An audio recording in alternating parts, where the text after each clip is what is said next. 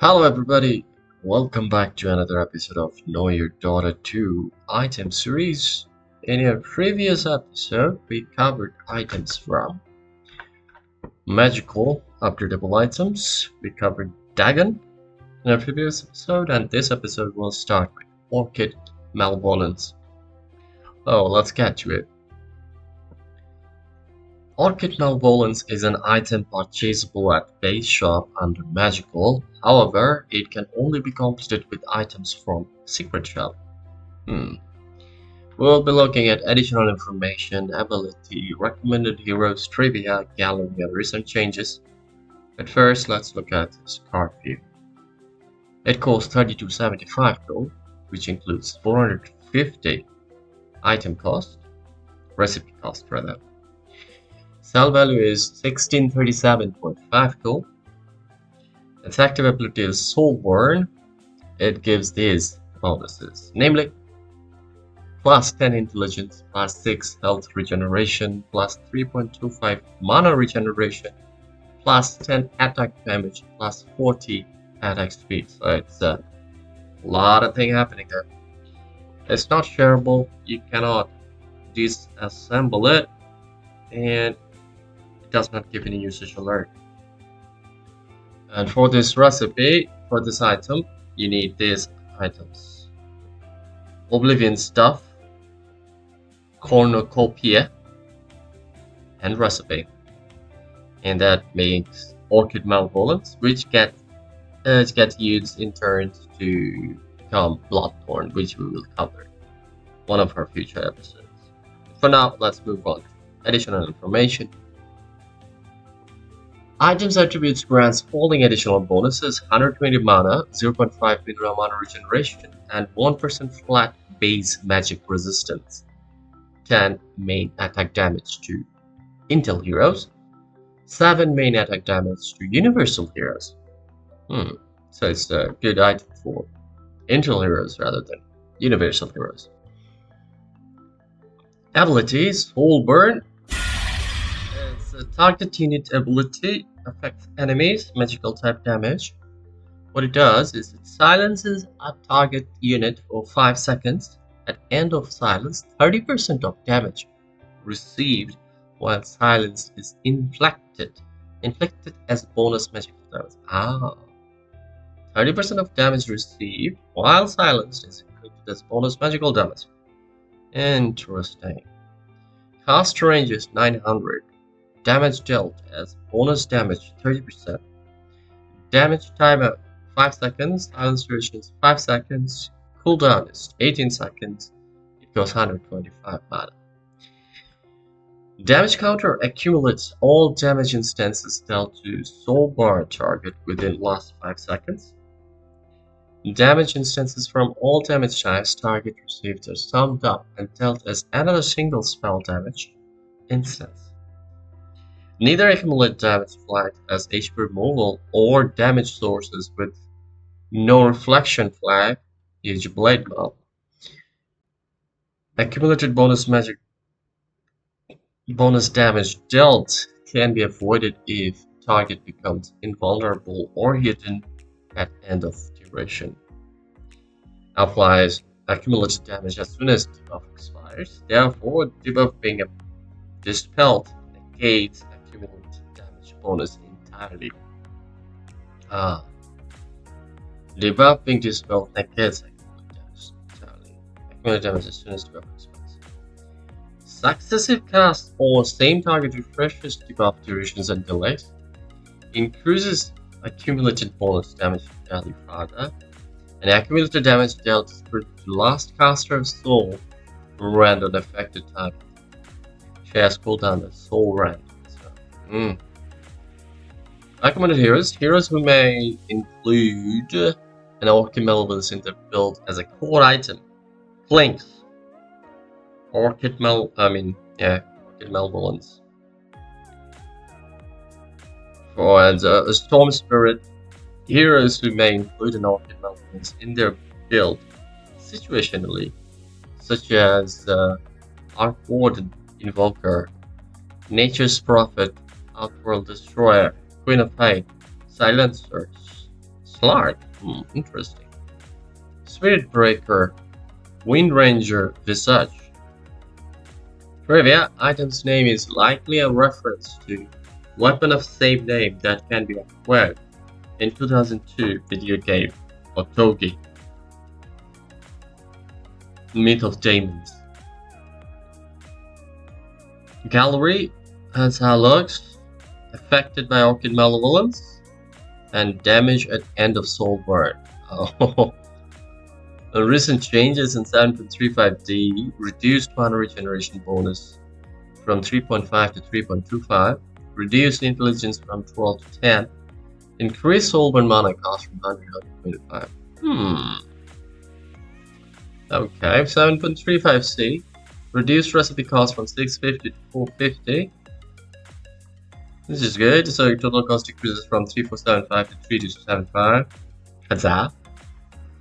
In 7.35, we got a rework in Old Orchid Malevolence. Recipe used Blades Knuckles, Staff of Wizardry, Cornucopia, Moon Recipe, and New Orchid Malevolence requires Oblivion Staff, Cornucopia, and Recipe. So yeah, which costs about 3475 gold, and gives these bonuses: intelligence bonus of 12, health regeneration bonus of 6, mana regeneration bonus of 3.5, attack damage bonus 10, attack speed bonus 40, which we already covered earlier. So this was it, fellas. We covered Orchid Malevolence. Now let's get to Aghanim Scepter. Yeah. Aghanim Scepter is an item purchasable at base shop under magical. However, it requires an item from secret shop to complete it. And we'll be looking at additional information, ability, upgraded abilities, granted abilities, recommended heroes, other subgroups, gallery, trivia, and recent changes. But first, let's look at this card view.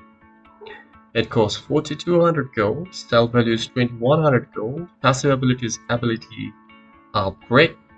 Bonuses are plus 10 strength, agility, intelligence, and 1 plus 175 health and mana. It's not shareable, you cannot disassemble it, it does not give any usage alert. This recipe requires point booster, Staff of Wizardry,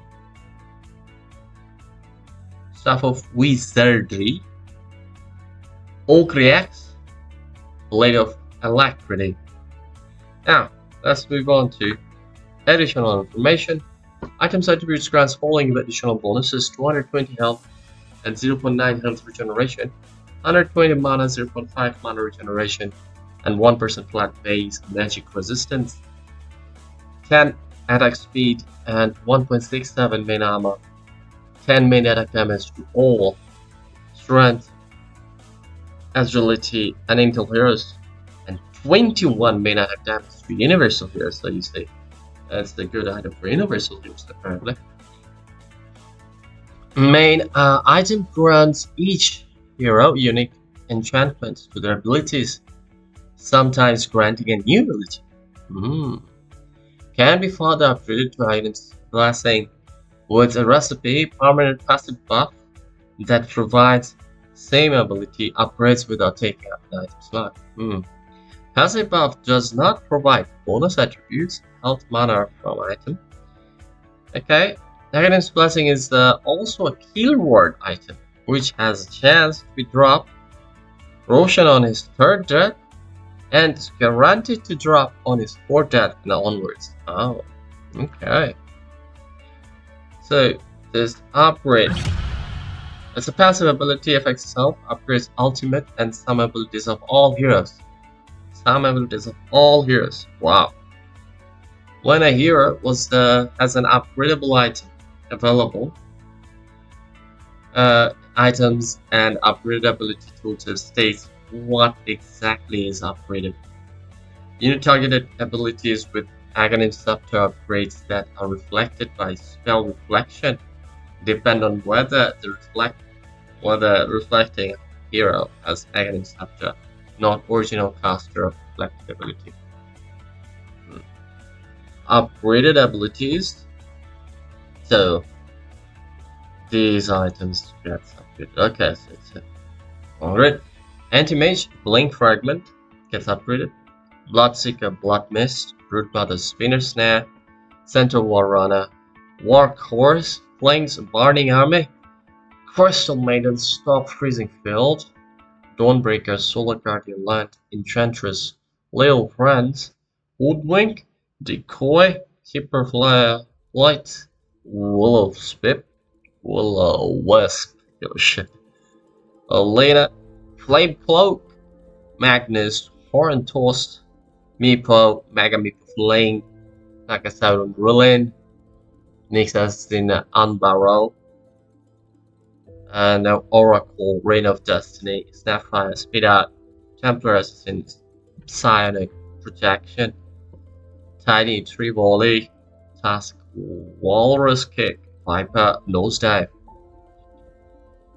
Beastmaster, Drums of Sloam, Brewmaster, Primal Companion, Centaur Warrunner, Hitcherite, Chant Martyrdom, Clockwork, Overclocking, Darkseer, Normal Punch, Art Spirit, Enchant Remnant, Grimstruck, Dark Portrait, Juggernaut, Swift Slash, Kunka, Torrent Storm, Lycan, Wolfbite, Meepo, Mega Meepo, Muerta, Parting Short, Nyx Assassin Bureau.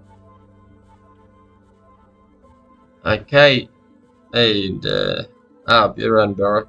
Ogre Mache, Undefined Fire Blast, Snapfire, Gobble Up, Spectre, Haunt, Terrorblade, Cowerwave, Trend Protector, Eisen Forest, Venomancer, Poison Nova, besides Silence as Grave. Recommended Heroes list: Clockwork, Invokers, Larder, Tinker, Zeus. Other Alchemist has ability to directly infuse Aghanim Scepter without need of expensive recipe.